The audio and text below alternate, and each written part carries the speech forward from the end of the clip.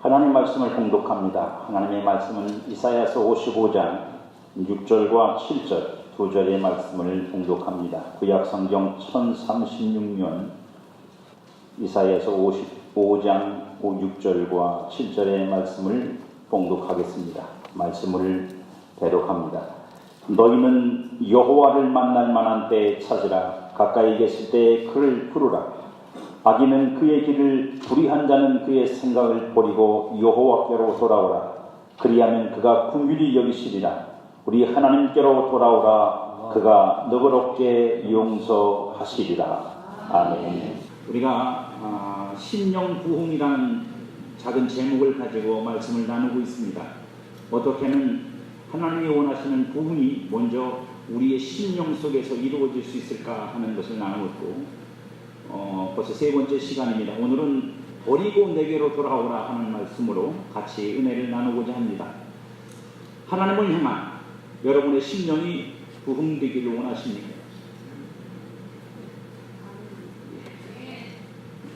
하나님은 들으셨겠죠. 부흥이란 여러분 독자적인 자기 영성 개발이 아닙니다. 부흥이란 독자적으로 자기 영성을 개발해서 자기 발전을 추구하는 게 아니라, 부흥의 분명한 목적은 하나님과의 관계에 있습니다.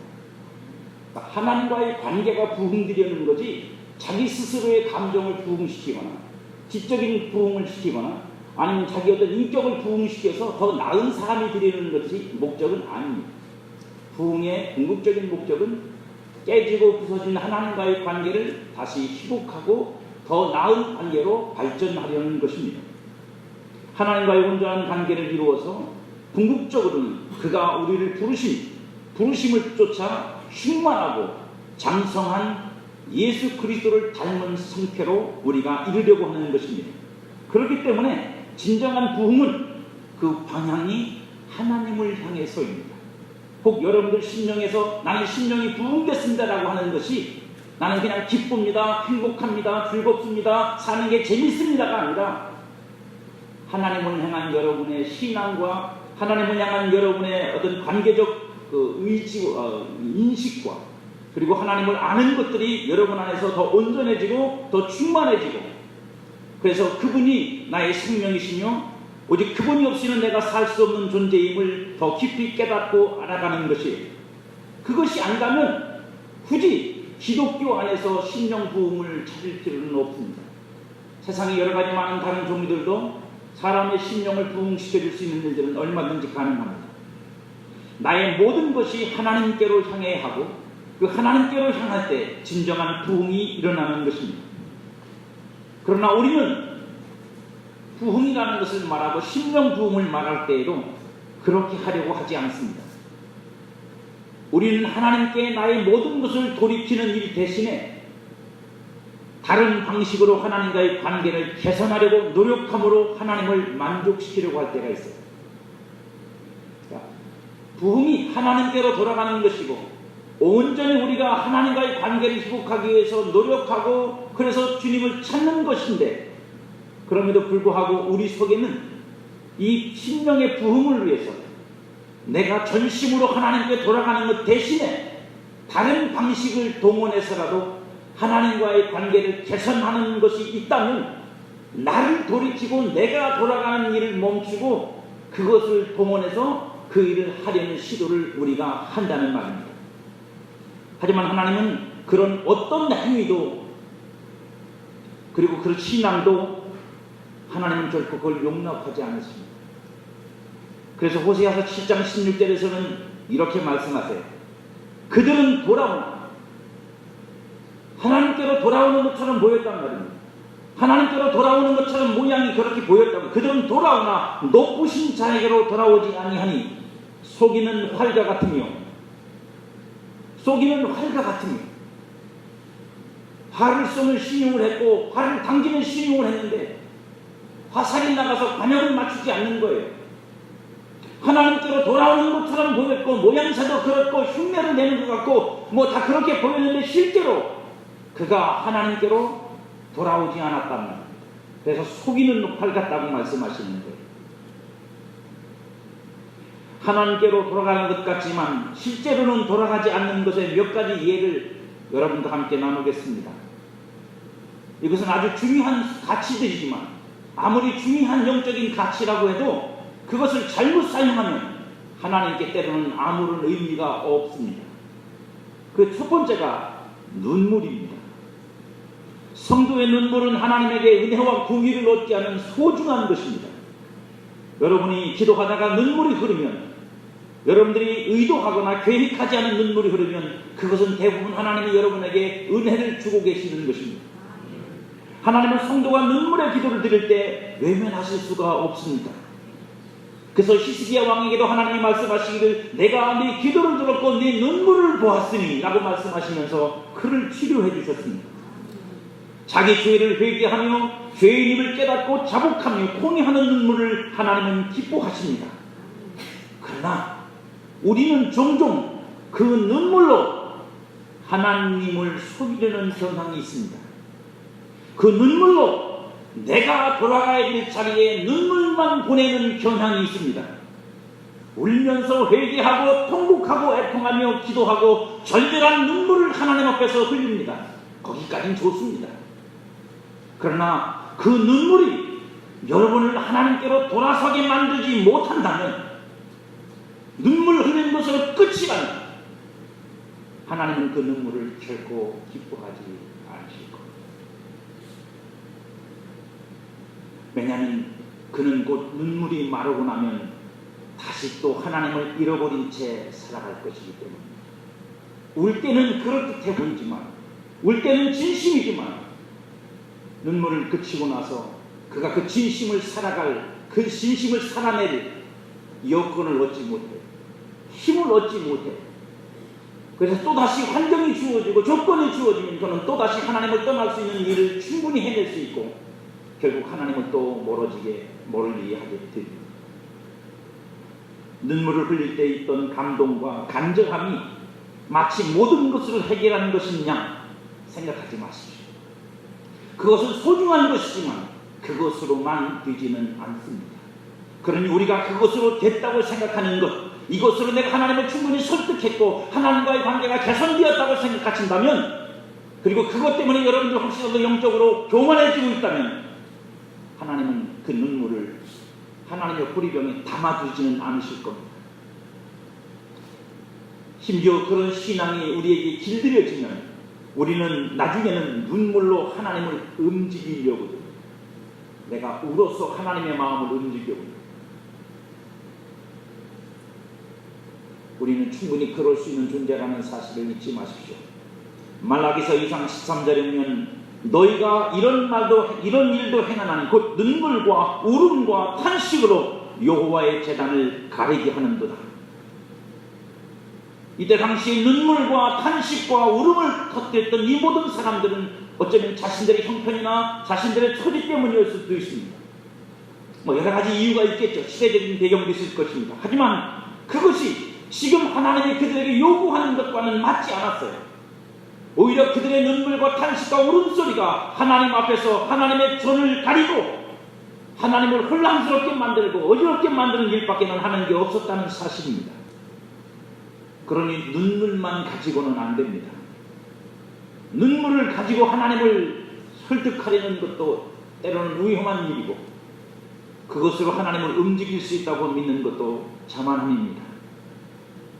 두 번째로, 우리가 나는 돌아가지 않고 하나님을 설득하거나 관계를 개선하려는 우리의 어떤 행동이 있는데, 두 번째가 뭐냐? 하나님께 드리는 예물입니다.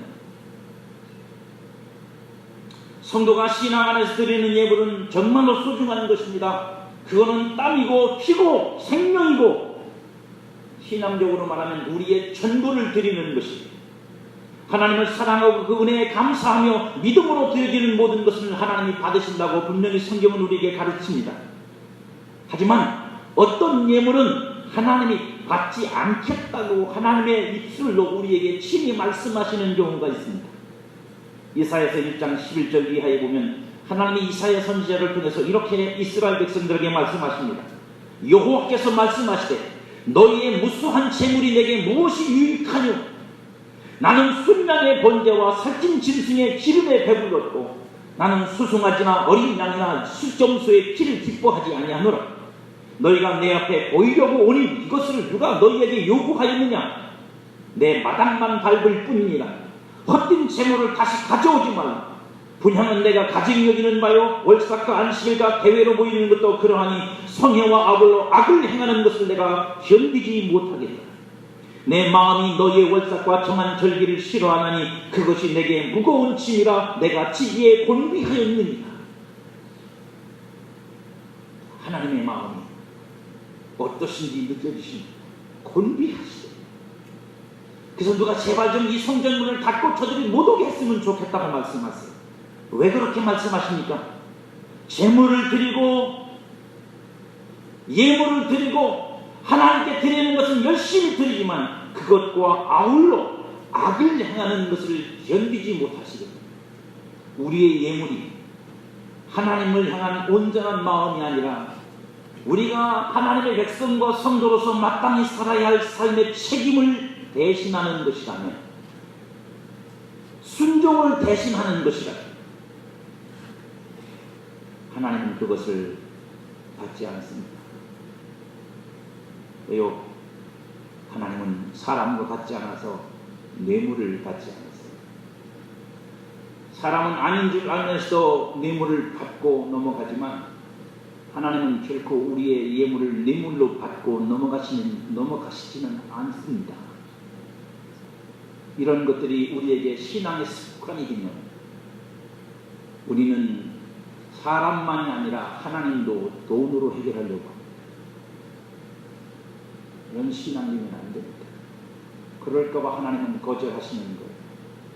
하나님께 온전히 돌아서야 할 나는 그대로 두고 재물만 열심히 보내고 선물만 열심히 보낸다고 하나님이 받으시지 않는다는 사실을 우리는 알아야 합니다. 세 번째, 우리가 주의해야 할 또 한 가지가 있습니다. 그것이 뭐냐면 신앙의 일시적인 열심입니다. 성도가 하나님을 사랑하고 은혜를 따라 열심히 주를 섬기는 것은 참으로 하나님이 기뻐하시는 일이고 영광된 일이에요. 그러나 우리에게는 아주 교묘한 마음이 있습니다. 죄와 허물이 생길 때 나도 스스로 인식할 만큼 내가 잘못됐고 틀렸다는 사실을 내가 깨달을 때 우리는 그것을 회개하고 뒤틀어지고 어긋나진 내 자신을 주님 앞에 고치는 일보다는 신앙의 어떤 행위를 열심을 내가지고 그걸 덮어버리려고 하는 시도를 우리가 한다는 사실. 빼먹던 주일도 안 빼먹고 열심히 나가보고, 안 하던 기도도 해보고, 안 나가던 전도도 해보고, 착한 일도 해보려고 해보고, 그렇게 해서 자기 양심을 덮고 자기 마음을 덮고 하나님의 얼굴까지도 덮어버리려고 할 때가 많아요. 어쩌면 우리에게는 이런 사상들이 깊이 뿌리 박혀 있기 때문입니다. 착하게 살면 옛날에 나쁘게 살았던 거 덮을 수 있다는 이 선악간의 어떤 그 인과관계, 이게 이 동양 사상인데 그게 우리한테 뿌리 깊이 박혀 있어서 하나님을 믿을 때도 우리는 그렇게 생각하는지 몰라요. 내가 비록 나쁜 짓 했지만 착한 일 하면 하나님이 좋아하시는 종교생활 열심히 하면 하나님이 그냥 덮어주시리라. 죄송하지만 그냥 덮어지지 않습니다. 그런 일을 계속하다 보면 우리는 하나님만 속이는 게 아니라 내 자신도 스스로 그것에 속아서 일시적으로 조금 내 마음이 안정되는 것처럼 보이지만, 여러분 죄송하지만 그 일은 반복적으로 여러분의 마음과 양심을 찌를 것입니다. 그래서 진정한 회개가 없는 신앙의 열심은 하나님께 돌아선 것이 아닙니다. 그걸 아는 하나님이 그것을 통해서 여러분들에게 복을 주시거나 큰 은혜를 주시거나 하나님과의 관계를 스스로 개선하시지 않습니다. 이 외에도 많지만 그 나머지들은 여러분들 스스로 생각해 보실 수 있기를 바랍니다. 이 모든 것들이 왜 속이는 활과 같이 하나님께 돌아가는 것 같지만 아닌 것이 될까요? 어떤 면에서는 우리에게는 진실일 수 있습니다. 그것을 행하는 것이. 그러나 여러분, 아직 그 마음이 온전히 하나님께 돌아서지 않았고 그 생각과 행실이 돌이켜지지 않았기 때문에 하나님은 그런 상태의 우리를 그것보다 훨씬 나은 우리를 기대하시고 더 온전한 우리를 기대하시기 때문에 그것을 그냥 하나님이 용납하시면 우리는 거기서 더 이상 개선될 수가 없어요. 발전될 수가 없다고요. 성장할 수가 없어요. 심령이 부흥될 수가 없어요. 그저 그런 하나님이에요. 사람에게 수단과 방법을 부려서 관계를 어떻게 꾸려가듯이 하나님 앞에서 이렇게 눈속임으로 하면 얼마든지 하나님 신앙도 내가 만들어낼 수 있다는 이 오만과 교만에 빠질 우려가 많습니다. 현재의 나를 돌이키고 내가 불의한 생각과 악한 길에서 떠나는 것은 외면한 채 다른 것들로 하나님을 만족시키는 것이기 때문에 하나님은 그것으로 절대로 만족하실 수가 없습니다. 하나님은 결단코 이런 것들로 만족하지 않습니다. 왜요? 하나님이 기다리는 건 돈도 아니고 열심도 아니고 눈물도 아니고 여러분 빈손으로 와도 돼요. 열심 없어도 돼요. 그건 나중에 생기면 되니까. 가짐스러운 눈물 안 흘려도 돼요. 정말로 내 인생을 주님께 돌이키고 나로 주님을 떠나게 했던 것으로부터 내가 떠나서 주님을 향할 때 하나님은 우리를 받아주시고 그런 우리를 하나님께서 은혜 주시면 그때 눈물도 나고 하나님께 드릴 수 있는 예물의 믿음도 생기고 진정한 심령의 부흥을 도우는 열심도 생기는 거예요. 굳이 그걸 우리가 억지로 만들 필요는 없어요. 저와 여러분에게 우리는 물어야 합니다. 나는 과연 하나님께 온전히 돌아왔느냐? 여러분 하나님께 정말로 완전히 돌아서셨습니까? 여러분들로 하여금 하나님을 멀어지게 만들었던 그것으로부터 그 일로부터 그 생각으로부터 그 삶의 태도로부터 하나님께로 돌아서셨습니다. 그래서 하나님을 향한 여러분의 마음은 전심이고 여러분의 삶의 방향은 완전히 하나님께로 돌아서서 더 이상 되돌아보지 않습니다. 하나님은 돌아오라고 하시는데 과연 우리는 내가 하나님을 멀리 떠나 있음을 알까요? 그걸 인식할 수 있을까요? 하나님은 돌아오라 그러시는데 나는 왜 돌아가야 되는지 뭐 때문에 돌아오라는지 알 수 없다면 그게 뭔지 내가 느끼지 못하고 깨닫지 못한다면 나는 지금 무엇 때문에 내가 하나님부터 멀어져 있는지도 모르는 거예요. 모르면 돌아간다는 건 까마득한 일이에요. 그러니까 우리가 할 수 있는 건 그거밖에 없는 거예요. 신앙 종교적인 어떤 흉내를 내는 거예요. 울어보고 예물 드려보고 열심을 내봐서 이건가 싶어서 해보니까 또 아닌 거예요. 그리고 무엇을 떠나 하나님께로 돌아가야 하는지 모르는 겁니다. 내가 지금 하나님과 멀어져 있다면 그래서 하나님과 관계가 소원해져 있고 내 영혼이 침체되어 있다면 과연 무엇이 나를 그렇게 만들었는지 그것으로부터 내가 벗어나야 내가 다시 회복될 수 있고 하나님과의 관계 속에서 심령의 충만함으로 나아갈 수 있는 건데 그거를 모르면 어떻게 벗어나겠어요? 그것으로부터 내가 떠나지 않으면 그걸 내버려 둔 채 무엇으로 하나님과의 관계를 개선할 수 있겠습니까? 분명한 사실은 우리가 마음으로 하나님을 떠날 때 떠나게 만든 요인이 여러분들에게 반드시 있고 그 요인은 우리가 소위 큰 타이틀로는 죄라는 제목을 잡지만 각자 개인의 사정과 형편은 다릅니다. 어떤 사람은 정말 사상이 좋아서 주님을 떠났고 어떤 사람은 정말 돈이 좋아서 주님을 떠나서 주님과 멀어질 수 있고 어떤 사람은 쾌락이 좋아서 주님과 멀어질 수 있고 어떤 사람은 자기 생각을 못 버려서 주님과 멀어질 수도 있어요. 나로 하나님을 멀리 떠나게 만든 것이 있고 내 영을 침체되게 만든 것이 있고 결국 내 인생에 하나님의 징계가 오도록 만든 원인이 있습니다. 하나님보다 더 사랑하여 하나님을 마음에서 잊어버리도록 조금씩 내 마음을 상처버린 놈이 있습니다.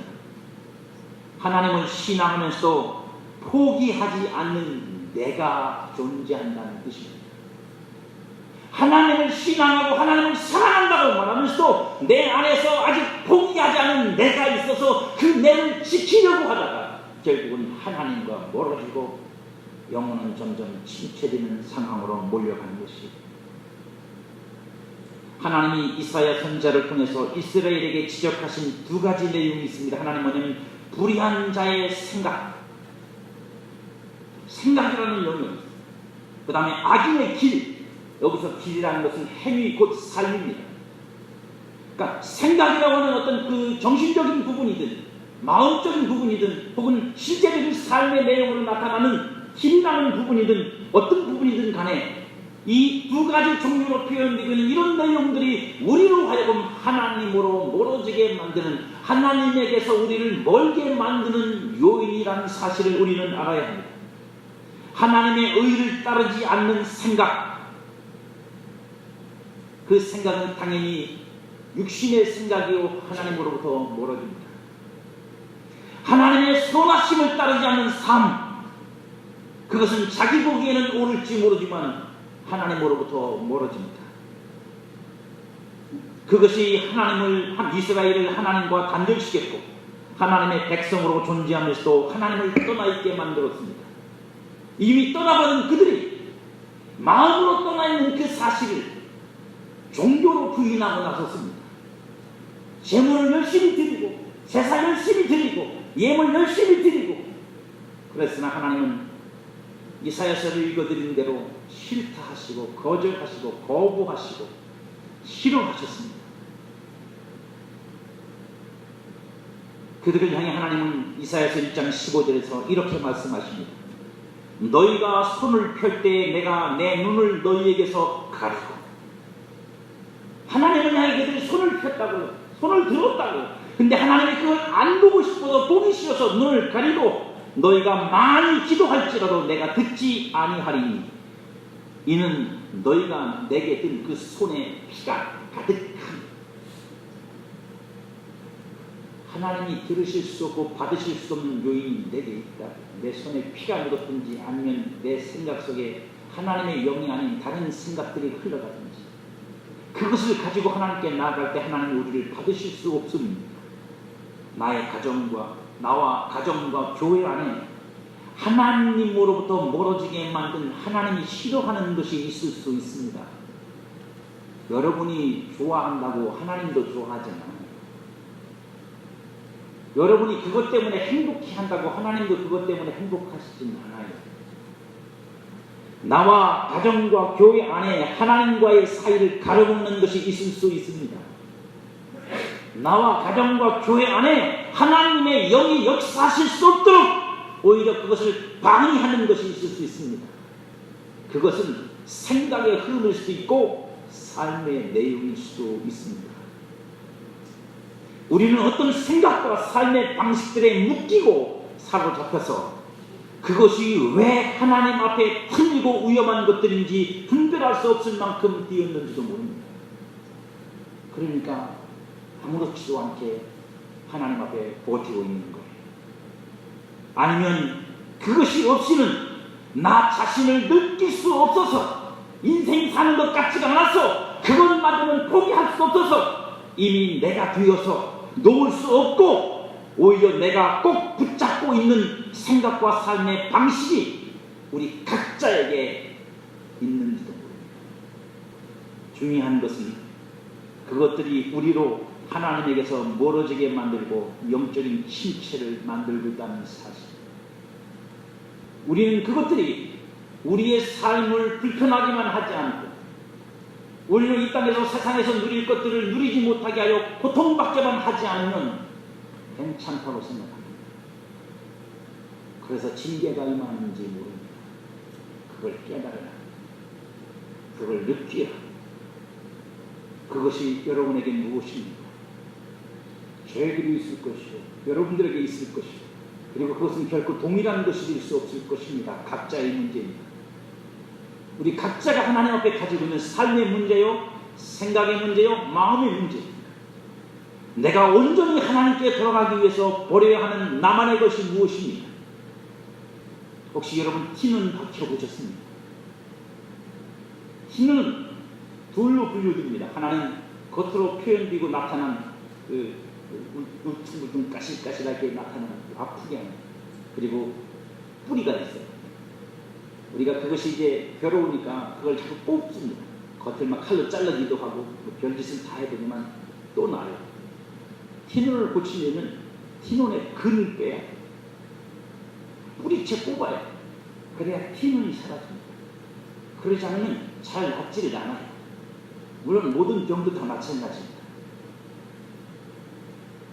우리 안에는 그런 것들이 놓여 있어요. 여러분 안에 그것을 버리지 않으면 내 마음이 온전히 주님의 것이라고, 주님께 돌아선 것이라고 말할 수 없다고 스스로도 생각하는 그게 있어요. 그래서 은근히 하나님 앞에 협박을 합니다. 이것만 안 건드리면. 그래서 누구라도 그것을 건드리는 사람이 있으면 신앙이고 뭐고 없어요. 그게 여러분 안에 뿌리 박힌 근입니다. 우리 각자는 그것이 있고 그것 때문에 하나님에게서 멀어졌습니다. 그것이 만들어낸 어떤 결과들이 하나님과 나 사이를 멀어지게 만든 것 같지만 더 깊이 들어가면 하나님은 우리에게 나타난 결과를 고치시려는 게 아니라 그 근을 뽑아내시려는 거예요. 우리는 진리 안에서 그것을 발견해야 합니다. 골로새서 3장 5절 이하에 보면 그러므로 땅에 있는 지체를 죽이라. 곧 음란과 부정과 사욕과 악한 정욕과 탐심은 우상 숭배니라. 이것들로 말미암아 하나님의 진노가 임하느니라. 너희도 전에 그 가운데 살 때 있는 그 가운데서 행하였으나 이제는 너희가 이 모든 것을 벗어버리라. 곧 분함과 노여움과 악의와 비방과 너희 입에 부끄러운 말이라. 이런 말씀들을 통해서 우리 자신 안에서 우리도 알지 못했던 것들을 발견해야 돼요. 말씀이 우리의 심령을 쪼개지 못한다면 우리는 영원히 그대로 묻혀있을 것입니다. 이 말씀을 들을 때 여러분 심령에 혹시라도 찔리는 것이 있으면, 여러분 마음에 걸리는 것이 있으면 여러분 최소한 그 문제를 놓고 하나님께 기도하셔야 돼요. 하나님, 내가 이것 때문에 겉으로 보여지는 것이 아니라 그것보다 더 근본적인 여러분 안에 있는 영적 어두움을 파고들어서라도 성령의 조명을 소망하고 성령께서 나의 죄를 궁극적으로 책망하셔서 내가 주님께 온전히 돌아설 수 있기를 사모해야 됩니다. 그리고 내게서 나타나고 있는 그것을 십자가에 죽여야 합니다. 예수님이 십자가에 죽으신 것은 그것 때문에 죽으셨어요. 여러분 우스갯소리 하나 할까요? 여러분 귀신도 교회니까 이런 얘기를 상관없겠죠. 우리가 보통 이제 귀신을 쫓아낸다는 말을 하는데, 귀신도 여러분 귀신 들린 사람들이 귀신이 한 마리만 들어가 있는 게 아니고 많아요. 그리고 거기에도 질서가 있어요. 그래서 유머로 들으세요. 그냥 너무 심각하게 듣지 마시고. 그래서 그 집에 들어있는 귀신이 제일 센 놈이 있어요. 제일 센 놈은 나오질 않아요. 쫄따기부터 약한 놈부터 내보내서 쏘깁니다. 나갔으니까 됐지. 그래서 아주 요란을 피웁니다. 나간다 소리 뻑뻑 치러대고 흉내를 내고 쇼를 하죠. 그래서 다 나간 것처럼. 그래서 다 나간 줄 알고 내버려지면요 또 근본적으로 문제를 만들어요. 또 문제돼서 또 하잖아요. 이제 다음 놈 또 내보내요. 절대로 여러분들이 말하는 터줏대 감은 잘 나가지 않아요. 근데 그놈이 나가야 진짜예요. 그래야 내 사상이 바뀌고 생각이 완전히 바뀌고 사람이 바뀌어요. 그게 여러분 안에서 고집을 만들고 완악함을 만들고 견고함을 만들어서 스스로를 지키는 거예요. 이것만 안 건드리면 내가 다 내보낼 거야. 나만 지키면 되니까. 그러나 그것 때문에 나는 영적인 침체를 당하고 있고 하나님과 멀어지고 있고 현실의 고통, 징계를 당하고 있다는 사실을 우리는 지각해야 합니다. 깨달아야 된다고요. 그놈한테 속으면 안 됩니다. 그리고 이 사실도 알아야 됩니다. 인생은, 우리는 다시 하나님께로 돌이키고 하나님의 부흥을 사모할 때조차도 감정적인 회개는 합니다. 눈물도 흘리고 통탄하기도 하고 아파하기도 합니다. 하지만 지금 말씀드린 이런 것들, 마치 나처럼 느껴지는 것들, 그것이 없으면 내가 아닌 것처럼 느껴지게 만드는 이것들을 포기하지 않은 채 하나님만 열심히 부른다. 우리에게는 그것이 종교적 의미가 있을지 모르지만 하나님에게는 아무 의미가 없어요. 네가 한 거라고.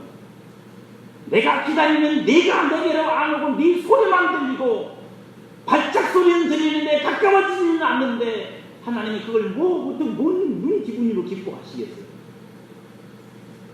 가는 것처럼 따그닥 발자국 소리는 나고 가까이 오는 것처럼 소리는 들리는데 보이지는 않잖아요. 우리가 처음 주님을 믿을 때에는 무엇을 회개하고 돌이키며 버려야 하는지 몰라도 십자가로 용서하시고 깨끗하게 해주셨습니다. 은혜로. 하지만 여러분, 이제 여러분은 성도예요. 여러분은 이미 예수 그리스도를 안 지 오래되었고 죄 사함을 얻는 은혜를 이미 경험한 여러분들이라고요. 이제 하나님이 우리에게 기대하시는 것은 초신자 때 처음 예수 믿을 때 그런 정도가 아니에요. 이제 하나님은 우리가 고쳐지기를 원하세요. 이 성도가 하는 회개와 초신자들이 하는 회개는 그래도 달라요. 이제 고쳐야 된다. 나를 바꿔야 된다. 하나님은 결코 그래서 초신자들에게는 징계를 주지 않아요. 왜냐하면 그들을 징계를 견딜 수 없어요. 징계를 통해서 깨닫는 자리에 가기 어렵습니다. 아직 어리기 때문에. 그들에게는 하나님이 무조건적인 은혜를 주시고 잘 몰라도 주님이 용서해 주시고 알게 하시지만 그러나 여러분들은 다르다는 사실을 잊지 마십시오. 벗을 것은 벗고 죽일 것은 죽여야 하나님께서 마침내 하나님의 은혜를 여러분에게 비춰주실 거예요. 아니요, 은혜가 우리의 노력의 결과로 얻어진다는 뜻이 아니에요. 이제 우리로 하여금 그렇게 헛긴 은혜를, 가볍게 은혜를 구하도록 용납하지 않으신다는 뜻이에요. 그것이 얼마나 진중한 것이고 무거운 것이며 우리가 책임져야 될 문제인지를 깨닫게 하시겠다는 뜻이에요. 똑같은 은혜지만 똑같이 십자가의 보혈로 우리를 씻어주시고 용서하시는 것이지만 문제가 달라져. 성도는 예수 그리스도 안에서 새 사람을 입었으니 계속 새롭게 되어야 하는 것이 마땅합니다. 그런데 만일 우리가 그렇게 되지 못한다면 일련의 영적인 일, 곧 하나님을 떠나는 일, 영적인 침체에 빠지는 일, 하나님의 징계, 그리고 고통과 회개는 반복해서 일어날 것입니다. 회개한 듯 해서 좀 되는 것 같다가 또다시 옛날 일로 돌아가고 옛날 습관으로 돌아가고 그 사고방식으로 돌아가서 또 살다가 또 고통당하고 또 어려움 당하면 또 하나님 앞에 회개하는 척 했다가 또 좀 평안해지면 또 다시 그렇게 하고 마치 사사기사에 나오는 것처럼 그 패턴은 계속 뺑뺑 돌 거라고요. 왜요? 내가 근본적으로 바뀌지 않아서 그런 거예요. 내가 근본적으로 바뀌지 않았고 내가 버릴 것을 버리고 죽일 것을 죽이지 않았으니까 그것이 환경만 조성되면 조건만 맞으면 또다시 반복되는 거예요.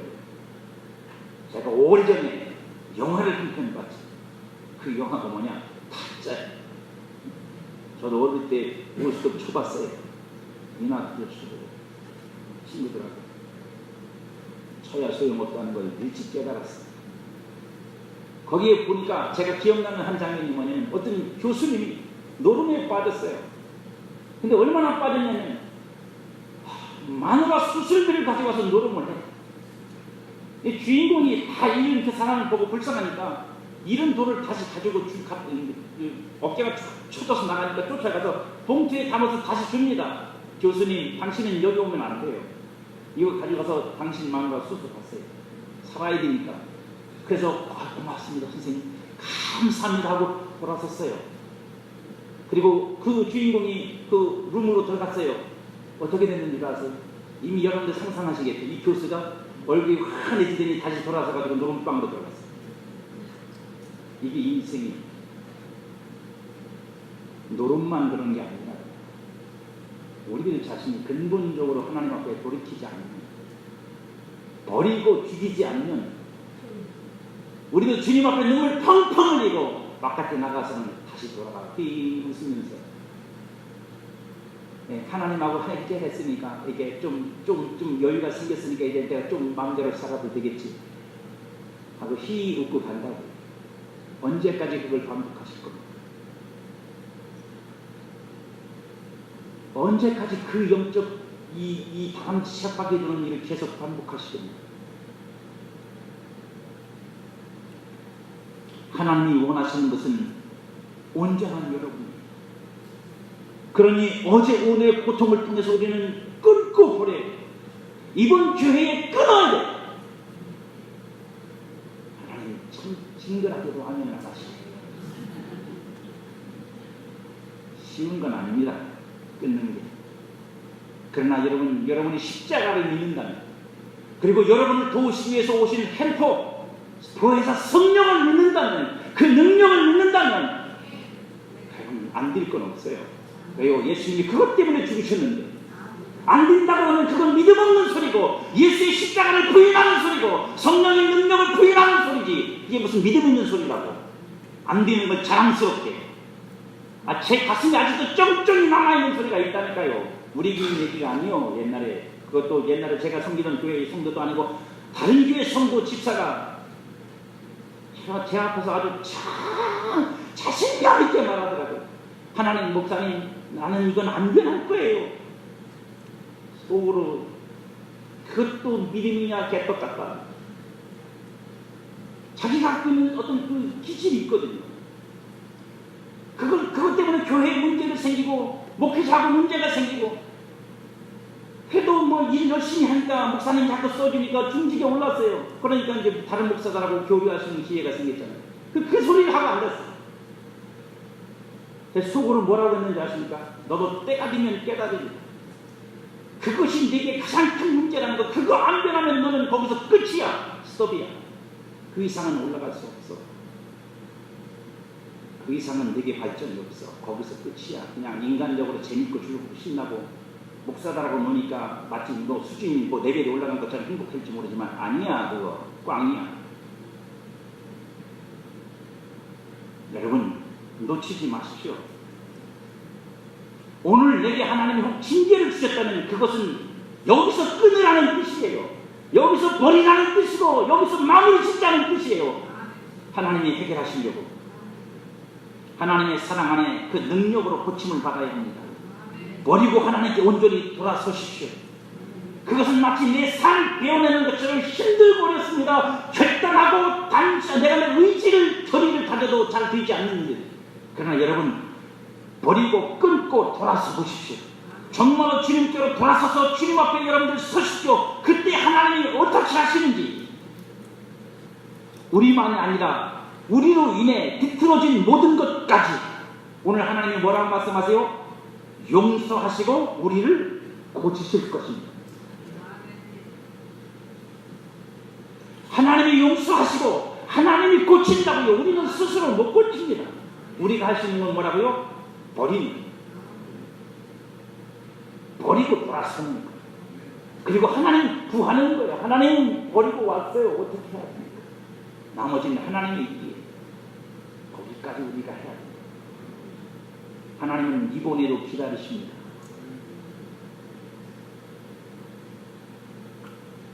여러분이 전심으로 하나님께 버리고 돌아오십시오. 하나님한테 무정치지 마세요. 여기가 조사온데 좀 어떻게 좀 은혜 좀 보내주세요 라고 무정치지 마십시오. 여러분들이 돌아가면 거기에는 은혜가 가득합니다. 여러분이 돌아가면 거기에는 하나님의 축복도 가득하고 하나님의 온전하신 것들이 가득 쌓여 있습니다. 탕자처럼 버리고 돌아가면 거기서 아버지가 우리를 기다리고 계십니다.